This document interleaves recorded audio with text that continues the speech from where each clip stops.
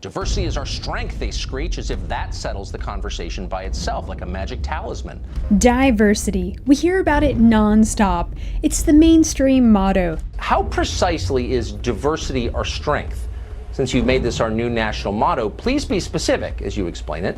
Can you think, for example, of other institutions, such as, I don't know, marriage or military units, in which the less people have in common, the more cohesive they are? Do you get along better with your neighbors or your coworkers if you can't understand each other or share no common values? The problem comes from people who are different in race, language, religion, ethnicity, trying to share the same territory. Look at Great Britain, look at France, look at Sweden. They have massive terror, crime, and disorder problems and cultural assimilation problems for one reason. They imported a bunch of people from a part of the world that doesn't share their values. Look at the history of multiracial nations.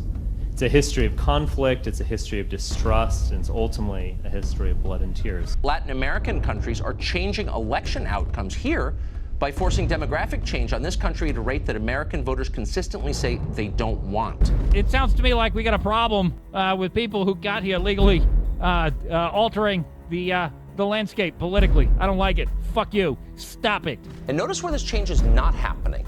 Any place our leaders live. They caused all of this with their reckless immigration policies, and yet their own neighborhoods are basically unchanged. They look like it's 1960. No demographic change at all in their zip codes. Our leaders are for diversity, just not where they live. I find, frankly, the kind of hypocrisy expressed by these alleged champions of diversity to be quite contemptible. They themselves can live in a way to insulate themselves from the brute strangeness of people that don't speak English or whose religion and culture are drastically different from theirs. Hazleton's population was 2% Hispanic. Just 16 years later, Hazleton is majority Hispanic. That's a lot of change. People who grew up in Hazleton return to find out they can't communicate with the people who now live there. And that's bewildering for people. That's happening all over the country. There is a campaign to make European Americans a minority in this country. Their goal is to change your country forever, and they're succeeding, by the way.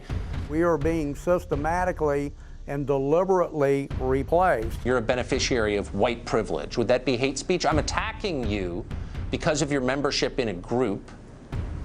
It could incite violence. White privilege being taught at universities, which is meant to build up a stigma, build up hatred, and potentially pave the way for violence against white people. As Vice.com succinctly put it a couple of years ago, quote, "It is literally impossible to be racist to a white person."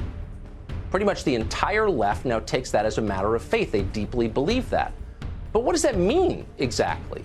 But the real racism today is not by white people.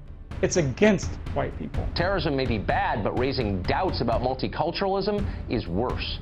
Foreigners come to our countries and kill our people. You'd think our leaders would blame them, but no, they blame us who live here. They blame our history, they blame our culture, our opinions, our religion. It's our fault. That is their core assumption, and you see it in all they say.